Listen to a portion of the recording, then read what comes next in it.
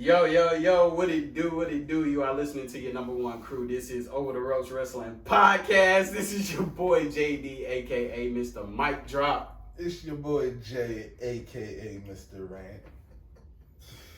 Hey, this is your boy Trey, aka Trey. Anyway, we back with a new episode, man.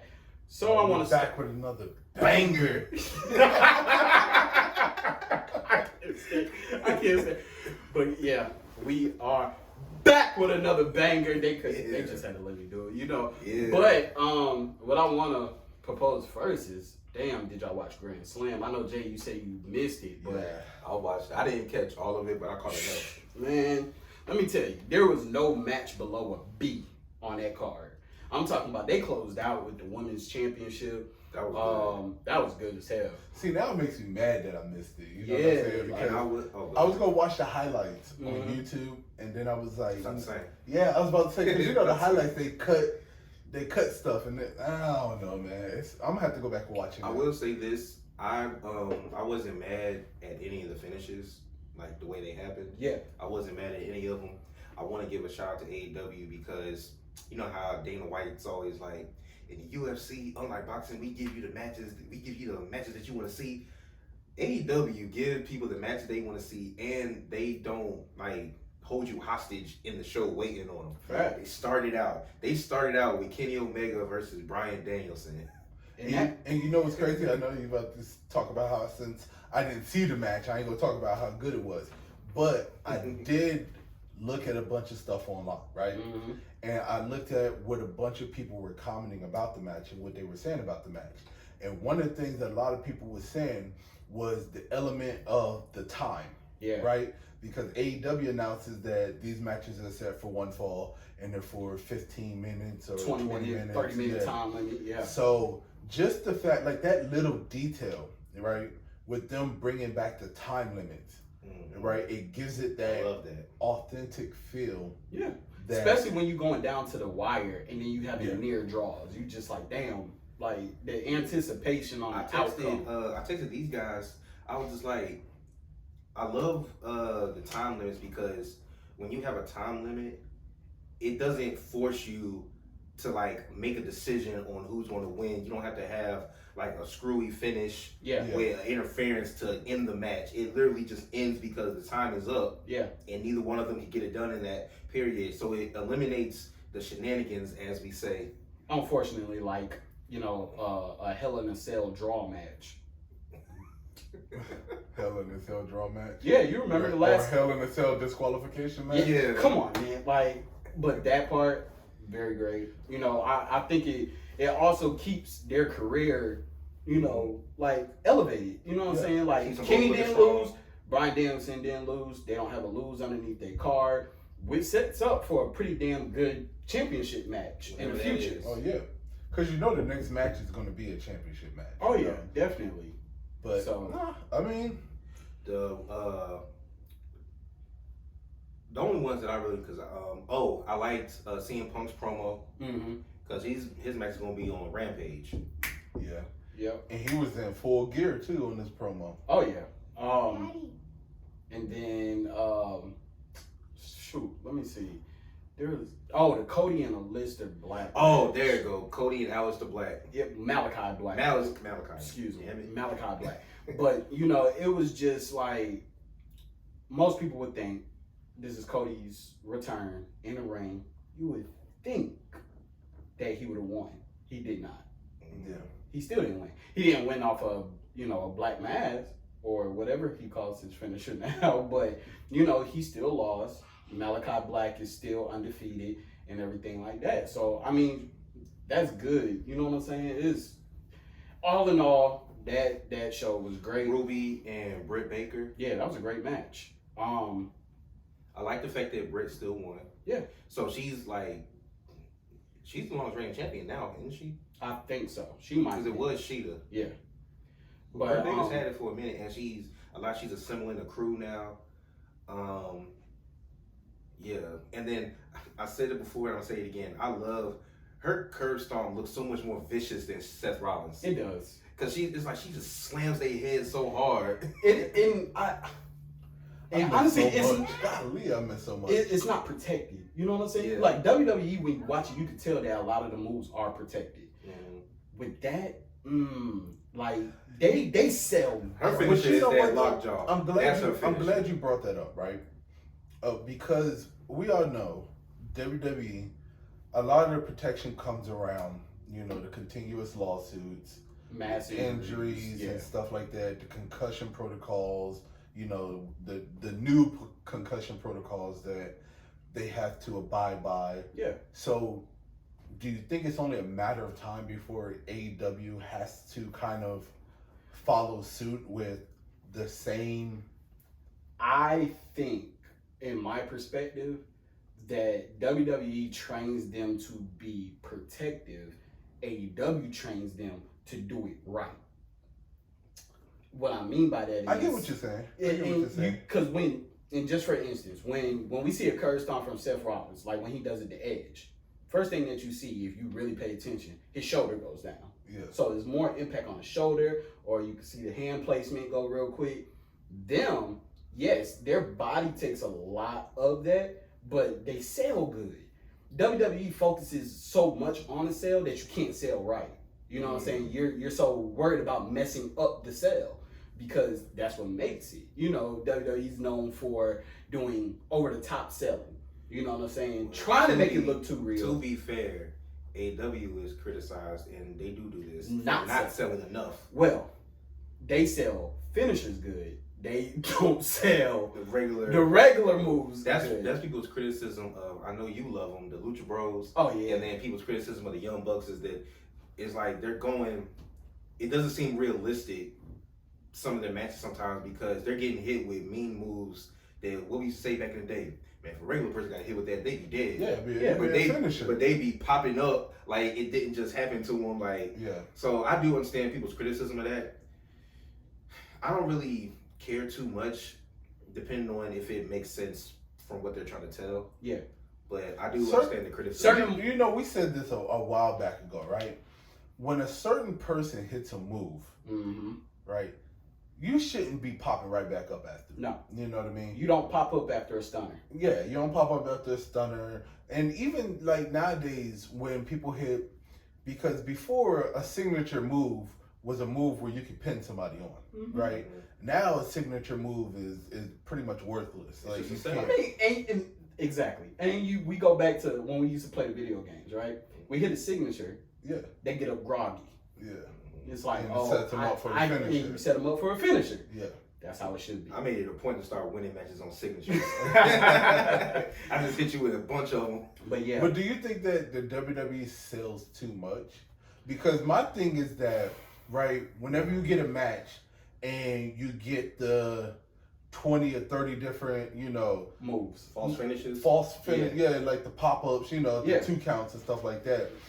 After a while, you're like, okay, I'm over it. People are chanting like, oh, this is awesome. Yeah. But you're just like, all right, come on now, dude. You done had 3 spears, you know what I'm saying? You done had 2 jackknives or whatever. Sometimes I feel like every superstar should not be like an Avenger to where they can just take damage after damage after damage and then just keep popping up. Yeah, they ain't Captain America. Like, y'all ain't John Cena. Stop acting like it. And it goes to the name, right? Mm-hmm. World Wrestling Entertainment. Yeah. All Elite Wrestling. WWE's more worried about entertainment. AEW is more wrestling. We want to give you wrestling. So well, I mean, I believe that is an exact fair estimate of the 2 brands. Yeah. I mean, if you think about it, because I watched this special and they had Stephanie McMahon in it, and they were talking about how I don't know if you ever seen the show that came on. I think it was either National Geographic or A&E, but the show was about them finding like the lost artifacts. Oh, on A&E. Yeah. Okay. Mm-hmm. Oh, okay. I was like, so they did like a little special about it.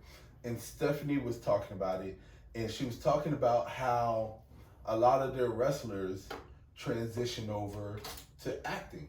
Yeah. Right? Mm-hmm. And then she was talking about how basically WWE sets them up for that career. Yeah. Throughout all their training. You know what I'm saying? Career it teaches them how to connect with the audience. It teaches them how to feed off the energy of the crowd. And this is the stuff that they teach during their training. If that's the case, they're doing a horrible job. I mean, I'm just saying, like, that's not my words. I'm just saying, well, that's her words. I mean, I don't want to stay too long on this, but I mean, Jay's right. Like, and you think about it, that's why certain ball players do a certain amount of interviews, right? Mm-hmm. Whether it's a good game, great game, you lost, you won, the quarterback's going to be interviewed, right? What happens to most quarterbacks? They get analyst jobs. Right? That is pretty much true. Most of the time, by the end of their career, you're going to be seeing them on Monday Night Football, up in the booth, wearing a shirt and a tie, giving play-by-play action. Or on the ESPN. Yep. Doing an analyst type thing. So. There's certain things that set you up. And, I mean, AEW, right now, the product that they're putting out, to me, is some of the best wrestling that you'll see. They want to produce longevity wrestling. Yeah. Because we've already said the promo skills in AEW are definitely lacking. But they recently hired some very heavy hitters when it comes down to promos. Exactly. So which will help the other people which will help elevate these younger people that they have when it comes down to delivering. Because the one thing that I feel like WWE does not have an issue with is promos. Oh no. They got some people that they don't give good promos, but I mean WWE has always put out a product where promos, promo heavy show. Yeah, they're definitely a promo heavy show. And then you got to think about it. AEW, they're focused more on wrestling because the draw of the show is the wrestling. Yeah. You got to be good at your first thing before you get good at your second thing. Yeah. You setting people up for this stuff after WWE, well, they gonna get there a lot quicker because the stuff on WWE ain't gonna be good enough where they gonna last long enough. They cutting people left and right. Yeah. So it's almost like WWE's gonna be your setup to go to AEW. Like you go to the rate that they're going. You go to WWE, get your promo skills right. Go to AEW to then perform. Funny how things change, huh? Yeah. It's funny how things change in such a short amount of time. You know it's been 20 years. They've been on top for 20 years. WCW went out of business in 2001. Yeah. It's been 20 years. Yeah. And now it's starting to shift. It's the circle of life. Speaking of, AEW put out some breaking news today. So remember we were talking about Rampage was going to TBS? Yeah. Well, now it says, this is on the AEW on TNT Instagram page. Breaking news, AEW Dynamite is moving to TBS in 2022. January 5th, 2022, and Rampage is going to stay on TNT. Yeah. When we thought it was Rampage was supposed to go to TBS. And, Jay, like you wanted, they will have a woman's mid-card title. A fucking mid-card title, and it will be, they said they might change the name, but it's supposed to be the baby of the TNT title, so it might be the TBS title. Don't know. I don't understand why. Like, I mean, for AEW, perfect timing, right? Perfect. They needed all of them, all the promos, all these shows. They need a women's mid card. You got too many women, and for them to just be going after just the women's title and the tag team title, it's not enough exposure. So they don't even have a tag title. Exactly, they don't have a tag title. Pride wise, do we see WWE mimicking, or do they got too much pride to even go about that? It's going to take a while, but they will eventually. Oh, to get the mid-card women's title? Yeah, it'll take a while. Once they see the success that AEW has with it, then they'll do that. Because to me, there's some things that I still don't understand, right? The all-women's pay-per-view was one of their biggest pay-per-views. I'm talking about you had almost over 30 women fighting. Biggest pay-per-view. Some old, some new. And then they chose not to continue with it. To me, was a big mistake, right? And then now you got a women's division where you got women's tag team titles that are only defended on Raw because we haven't seen them on SmackDown. Well, now we have 2 new champions. Well, yeah, now we got 2 new champions, but I'm just saying we haven't seen them on SmackDown. And it's been almost a year, maybe a year? I can't remember. We have former world champions on the women's side that's not even performing. They're doing promos backstage arguing. Exactly. I mean, I'm actually surprised that AEW didn't come out with a women's tag title. I feel like it's coming. It's coming because of their tag team in their inference. I think that's the right word. What is it? their what the hell am I trying to say? Just say it. No, their emphasis.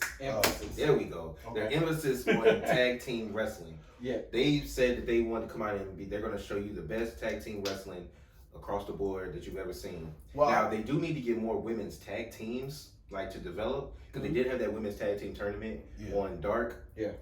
But they need to get more established women's tag teams. But I'm surprised. But that's what I was about to say. Because to me, Dark is the perfect platform for them to showcase the women's tag division. Well, that's where they showcase most of the women's matches. Exactly. Yeah, I feel like they just want to do something different.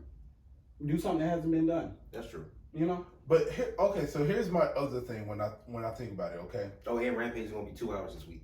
Good. We talked about how AEW's women's division it's not the best, right? Mm-hmm. Now they did recently bring in Ruby Soho. Mm-hmm. You know what I'm saying? I think that she's gonna be a perfect addition to elevate their women's division. Yeah. Right. And I was watching this video with this other chick, this black chick, Jade. Yeah. Bruh. She's the future. I watched. My God. We gave a list of the women. Jade and Red Velvet. I watched. Thunder Rosa. I was, I'm a YouTube junkie, so I was on YouTube and I was watching wrestling videos, and I watched one of Jade's matches, and I was like, that is a future AEW women's champion right there. She has not had a match that was over 2 minutes. Yeah. Which shows like her. The only one was that tag match that mixed tag match that she did. She hasn't had a singles match.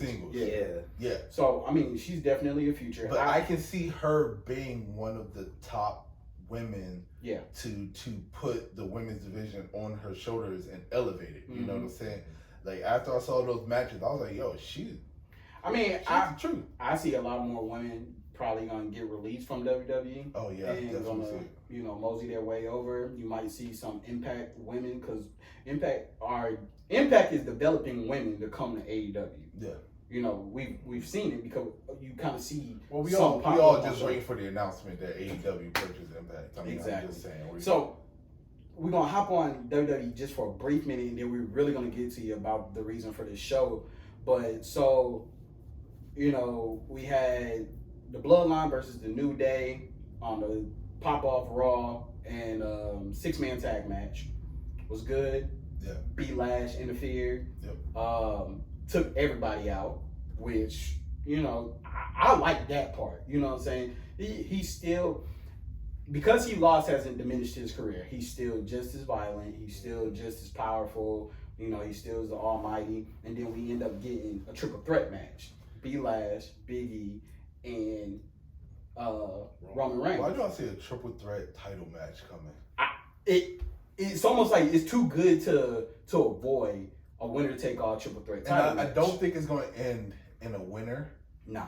I kind of see maybe Brock Lesnar interfering or something like that. Yeah. But I don't know why. I just see a triple threat, Universal WWE Championship with Bobby Lashley in there. I just see this match happening for some reason. And I'm thinking too far into the future, right?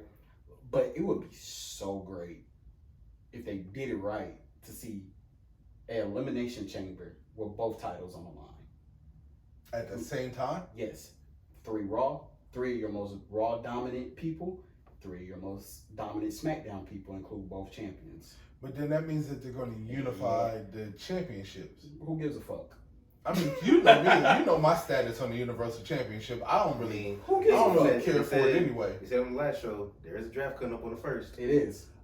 The only reason why I don't see them unifying the championships right now is just because, one, they have too many wrestlers. They got too many superstars, and each show needs its own championship, right? I agree. I still think that they should find a way to unify it, and then the person, whoever wins it, throws away the piece of shit Universal Championship and brings back the World Heavyweight Championship.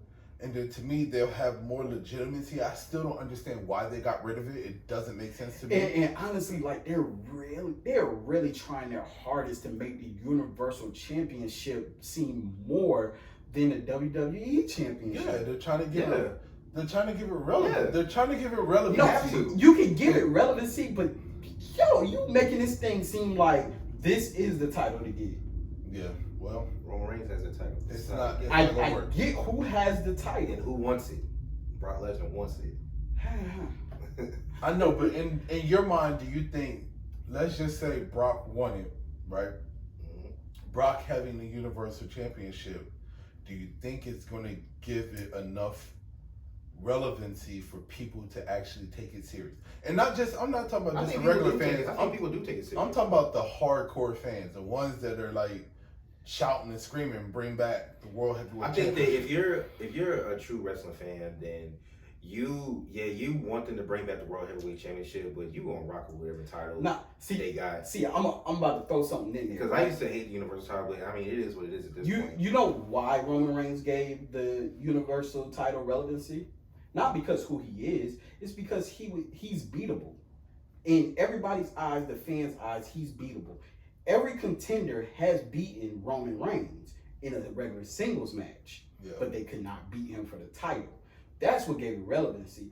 They had the perfect person who could be beat, who has been beaten, holding that title. So it gave a lot more people to defend it. As we saw with Brock Lesnar, we did not have a lot of people fighting him for that title. Well, he was never there. Exactly, but we had the same people fighting him for that title. It was either Roman, Seth, Goldberg, and Drew. Well, think about it, and then think about who's come back that's been wanting to fight Roman for it. Edge. Cena. Yeah. So you got legends of the sport now that are prioritizing going after Roman and the Universal as opposed to going after whoever it was holding the WWE, whether it be Drew, Kofi, Big. Well, at first when Edge came back, he was going after Drew. Well, no, but I still have to say that John Cena is not going to break the record with the Universal Championship. If they wanted to if they wanted to give it some type of relevancy or legitimacy, John Cena would have broke the record with the Universal Championship. Would he have not? So to me, that's giving that title the ultimate. The ultimate. And the fact that they didn't even do that, just goes to show that they're not. I don't think that they're putting their faith in that title. Yeah, and then, we still could see it, but I just see Roman now shifting gears and taking the World Heavyweight Championship. Raw needs a boost. The draft coming up, Elimination Chamber, we might see him lose.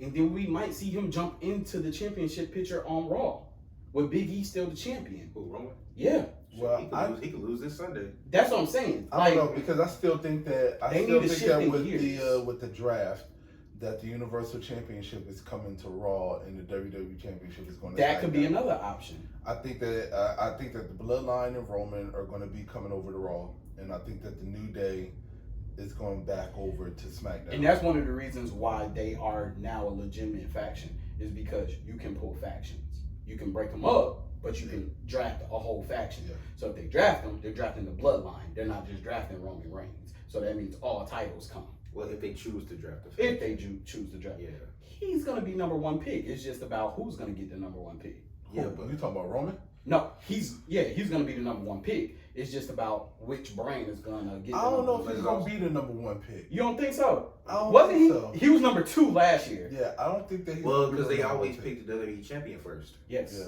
Which will be Big E at this point. I mean, but like I said, y'all try to argue with me before we got on air. Big E is technically a SmackDown superstar. He's not a SmackDown superstar anymore. Once he won that, we had this argument. Because he won that title, he is officially a Raw superstar. Okay. So yeah, because Kofi showed up on Raw after he won the WWE Championship, and he was still a SmackDown superstar. Yeah. Yes. When you are on one brand, and then you win that other championship, you have legitimacy on both shows. They have done that before. Yes. But the only person that they've really done that with is like John Cena. You don't really think about it. Think about all the people that won the championships, okay? The only time you see them switch is when there's Survivor Series time. That too. Yeah. But I'm just saying, think about whenever somebody cashes in the Money in the Bank, right? Mm-hmm. If they were a SmackDown superstar cashing it in on because before they did the SmackDown and the Raw, so you never had to worry about that. But it's been like the last 2 years or 3 years where they've been doing just the one, and then you get to cash it in. Right. The person that cashed it in, who cashed it in last year? Miz. The Miz cashed it in last year. But see, the Miz cashed it in on a Monday Night Raw Superstar. He was already on Raw. And he was already on Raw. Okay. So you didn't really have that scenario. You know what I'm saying? But I mean, before they did if you think year all the way back, before they did the Monday Night or Raw and SmackDown, they had just the one.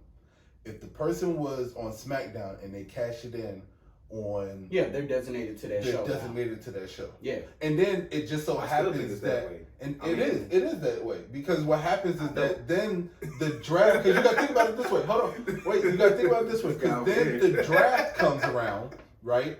Yeah. And then when the draft comes around, they permanently drafted that superstar to that show. Is what I'm saying. So we'll see Friday. We'll see tomorrow. Okay, we'll see. If Big E is on SmackDown, that proves my point. No, it doesn't. No, it doesn't. Why doesn't they're feuding with the They're bloodline. beefing with them now. Yeah. Okay. 2 different shows beefing. Yeah, it's a setup for Survivor Series, but Roman showed up to Raw. He ain't got no business on Raw. Exactly. he was only on Raw because Big E came back to SmackDown last week. Okay. He ain't had no business on SmackDown since he won the Raw title, right? He didn't. He did! He didn't. You're right. I'm over it. I'm over it. See, trying to take this shit up. I can't stand him. But, you know, we got Elimination Chamber coming up. We ain't about to go through these damn matches because, honestly... Extreme Rules. Extreme. I talked about Elimination Chamber earlier. That's where my mind is at because I wanted to come true. But Extreme Rules. Agreeing with you, like, yeah. I'm like, I don't wait a second. Extreme Rules. I mean, they got some decent matches, you know. The main, shit, is, because it was it's the tag championship now. Arcade Bro versus the Hurt Business. No. Is it still? MVP's hurt. He got broken ribs. Oh, yes. See, I don't be watching Raw like that. So I think they're going to be going against Almost and AJ again. Okay. Yeah. Well, the big match that everybody, that at least I know that I care about the most, is the Demon Finn coming back to fight Roman. Yeah, of course that's gonna be, and I think the Demon Finn is gonna win. He's undefeated. I'm gonna stick to that. With the draft being so close, literally being next week, I'm gonna stick to it. Anything can happen at this pay-per-view because it's the last pay-per-view before the draft. So you may see certain returns, you may see weird title changes, you may see anything. It's gonna be one of those weird title changes because when the Demon was supposed to face Roman the first time, you know, Corbin tried to sneak the contract, and then John. Well, it wasn't the Demon; it was going to be regular Finn. It's still Finn, but you know there's a difference. I know. I'm just saying, you know. And then John Cena sneaked the contract from Corbin. Yep. You know, ended up losing at SummerSlam. But I'm just saying, like, I don't know. For some reason, Finn Balor has been due his title reign, and I think that this might be it. And the Usos are supposed to be fighting Street Profits. Yeah. So we could potentially have just a withdrawal from all titles. And the reason why I say this is Bloodline lose all the belts. Well, no, the reason why I say this is because the draft is coming up, right? Mm-hmm. And with them losing, them going over to Monday Night Raw, let's just say, for instance, Big E doesn't go and he stays. You know what I'm saying? I can see Roman versus Big E, and then Roman takes the title from Big E. Mm-hmm. Because the other thing that's been kind of drumming up, if you really think about it, is how, you know, Roman came out talking about how it was a good idea for Big E to cash in. Yep. And not on him. Right. You know, now we do still have Brock Lesnar. Yeah. But, you know, Finn Balor was going to challenge Brock Lesnar a while back ago, like years ago. So, I mean. So, the draft is going to be October 1st, so that is Friday. So don't worry, people. We're gonna get into draft talk for real. We're gonna do we need to do like a draft special. Yeah, we're gonna do a draft special next week. A draft special. Give our predictions on who's gonna be drafted. Any NXT superstars, your Gargano. So, whoa, time out. Any of that. NXT is not in this. I think not NXT with the 2.0. I think NXT will be. I'm talking about with the. I think some of their veterans. I think some of their veterans are going to be drafted. But we'll get to that on the show. Yeah. Stop trying to jump the gun, bro. Okay. Anyway, what we're really here to talk about. What we are really here to talk about. It was brought to our attention on our off the air last week. Yeah. I think it was one of you two. It was me. It was him. I'll give him his props this one This time. guy. But it is National Hispanic. Is it Hispanic Heritage Month? It's Hispanic Heritage Month. National Hispanic. Let's say it's a little more conviction. I was trying to get. I was trying to let him get it right. You know what I'm saying? Like I didn't want to be like, hey, let me correct you. Like, hey, Nah, feel free. It's Black History Month. You know, like I don't want to do that. You know, it is National Hispanic Heritage Month. So we definitely want to give our kudos, our shout outs to all the Hispanic wrestlers all over the world that have, contributed to wrestling in general. Lucha wrestling has been around for so long. Lucha wrestling is so much fun. Lucha wrestling has been like one of the next takeoffs, like since Gladiators. I miss Lucha Underground. When did y'all first get introduced to Lucha type wrestling? Mine was WCW, of course. I think mine Cruiserweight division. I think mine was. I think everybody's was WCW. Unless no, because some people started because Ray started in ECW. So if you was watching ECW back then, yeah, but that wasn't really. They didn't really have a. I mean, he was really him and Eddie. But Eddie wasn't really a lucha. Yeah, he wasn't really a lucha. No, but I mean, he still had that type of like. No, he did. He did that style. He had that style, yeah. But I mean, to me, it was the big moments of when it was really like televised was WCW, and then whenever you had TNA, and they had the X Division. Yeah, was when you really got to see like how amazing it is, like some of the stuff that they can really do, you know, fly around the ring and stuff like that. And then they came out with Lucha Underground. Man, and in his younger days, Eddie was flying around the ring like Ray. He was. In his younger days. Yeah. And Lucha Underground, I think, along with AAA, because AAA was there when Lucha Underground was going. It's just AAA was, that was made for, I want to say, the South Americans, right? I'm not going to say Mexicans because that's not generally what it was about. It was dedicated to South Americans, right? That whole standard. So a lot of that we didn't get televised. But Lucha Underground did something different. It exposed the world to what, Hispanics can do in the ring. And I'm talking about they took that jump to an elite to the point that you had now crossovers like Brian Cage entering, John Morrison entering. I mean, now John Morrison entered. Prince Puma. John Morrison entered Lucha Underground, bruh. Like I knew John Morrison could fly. Yeah.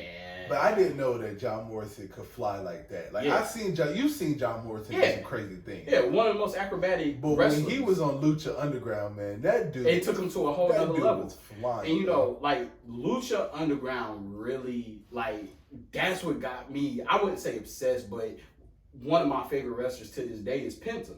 Like just to see what he did there. Like that. Don't do that. But not only that, they went in the crowd. They got the crowd really, really involved. In a small venue, but they did so much. So much. And, I don't know about y'all. Rey Mysterio will always be my favorite. Well, I mean, Rey Mysterio, honestly, is, to me, one of the most known, I guess you could say, because he's been televised for so long. And that's the thing about it. That's the one thing. There are so many wrestling promotions, so many. But they're not all televised. Yeah, you know what I mean? Hoovy. I mean, exactly. He was my favorite in WCW. Yeah. And for me, WCW, so here's the thing about WCW, right? WCW was at a time where I was so much younger. You know what I'm saying? So a lot of stuff that I did see in WCW, I don't remember all of it. You know what I'm saying? So for me, it was TNA. Yeah. Right? Watching that X Division, I mean, when I saw, what was the dude? Suicide, right? One of my favorites. Yeah. And then when we got the Suicide 2.0 and it turned out to be Christopher Daniels. Oh, yeah. And I was like, bruh, like, come on, man. We Because watched. you know who the first suicide was? I can't remember. TJP. Yeah, that's it. That's TJP, real. Look at it. It was in the back of my mind. Yeah. It was a young version, but I'm talking about suicide took it to a whole nother level. Yeah. Like he did what you thought a wrestler couldn't do. Yeah, exactly. You know, and it just lets you know what the lucha has done. You put on a mask and you hide your true persona, and you feel like you could do anything like a superhero. Yeah. So that's what luchas portray. They portray superheroes. You know what I'm saying? And they were superheroes in the wrestling ring. To the point that now you have American wrestlers who want to put on a mask. Yeah. You have Asian Americans who want to put on a mask. And what I do want to ask before we go into another like outstanding, you know, just ones who dedicated so much to wrestling is, do you feel like that they're now pushing them to back burner and involving like other, like WWE for instance, Hispanic wrestlers have been kind of like they're saving grace to a point that now they're moved away from that and more focused on India. Yeah. Well, you got to think about it. Okay, so I know what you're going with, right? And you have to think about WWE bases a lot of their decisions on deals and stuff like that. So when Jinder Mahal won that championship, that was because they were closing that big deal with you know, setting up the Indian promotion or Indian promotion or whatever. I can't talk right now. But I'm just saying, so certain things influences certain decisions that they have. You know what I'm saying? As of right now, I'm kind of a little bit more disappointed in WWE because they have taken a step back and we don't have as many Hispanic wrestlers that, I mean, they used to be stacked. You know what I'm saying? Yeah. Stacked. Really, like really heavy. Yeah. And I mean, other than Rey Mysterio and Dominic, you know, you got Angel Garza. Yeah. You got Humberto, who are now a tag team, and they're cousins. They just beat my boy Mansoor. Yeah, they're cousins. But I mean, before they became a tag team, they weren't even really. You didn't even really get to see them that much. You only seen them when we saw when they were facing Andrade. Yeah. That was when they had the most. When Humberto was teaming with Ray and Aleister Black at the time, facing off against Seth and Murphy. Yeah. But that was the most because he had some good matches with Ricochet, but But I mean, I'm just saying, like, Alberto Del Rio was their last Hispanic champion, was he not? Big time world champion. Yeah. You know. Yeah. Well, technically, Seth Rollins is Hispanic. Is he? See, now that you put that, because a long time ago, I didn't know. A long time ago, it's like Tony Romo's Hispanic. Yeah. A long time ago, Seth Rollins wore a mask. He did a slight lucha, so did, you know, even though he's not Hispanic, so did Sammy. Which El Generico? Yeah. Gringo. Yeah. I ain't trying to put you out there, Seth Rollins, but his name is Colby Daniel Lopez. Okay. Oh. Lopez, yeah. That's learn something new every day. Right. But that's, I had heard it a while ago, and I was like, now that you said that, I remember hearing it, and I can see it. I can see it. So I mean, shout out to Seth. But he does. But his character doesn't promote that. Yeah. You know, not saying that he's hiding it or anything. But I think that with, I don't know, we just got so much of a big when there was a Hispanic champion, like when Eddie Guerrero first won the title off of Brock. Yes. I mean, well, think about it. That's when Rey Mysterio first won his title off of JBL. Yes. And then he beat Brock Lesnar. You know what I'm saying? Like, come on. When Rey Mysterio was the Giant Killer, come on, man. That was perfect. They did him dirty though, the way they had him lose it to Cena though. Yeah, they did do him dirty. They did. That was awful. And then they turned around and did Cena dirty the way he lost it to CM Punk. I mean, it's a never-ending cycle. Yeah. But like Eddie, man, you know, rest in peace. Like, oh man, I feel like that if he was still around, he probably would have been one of the ones to still keep that impact. That was gonna be my next question that I was, because you're skipping ahead. You're skipping ahead. I'm sorry. Because my next question was gonna be, you know, who do they have that is kind of pushing for the Hispanic community in wrestling. Because to me, I mean, I don't really know. You can go to AEW for that. I don't really know what Chavo Guerrero is doing. He's on AEW. I know he's. Well, Andrade just kicked him off his team. But I'm just saying though, like, Vicky's over there. When we're talking about, you know, somebody that's advocating and being an advocate and stuff like that, I'm sure there's somebody that I'm overthinking or not really thinking about right now.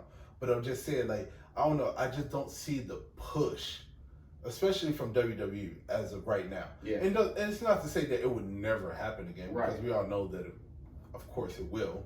I feel like that's not to take away from anybody else, but that's where you see your most athletes. You know what I'm saying? Like, you see a lot of superstars, they patent their moves off of lucha style wrestling. Yeah. Like Ricochet is a straight up lucha style wrestler, of course, and it works for him.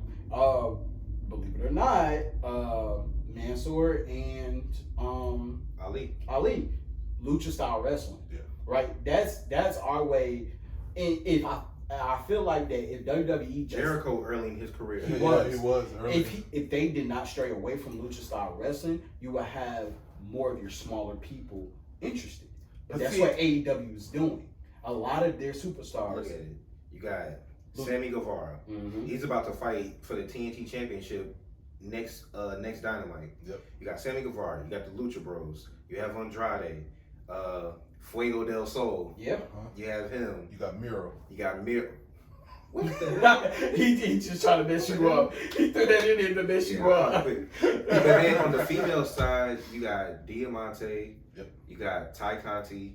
Thunder Rosa. Yep.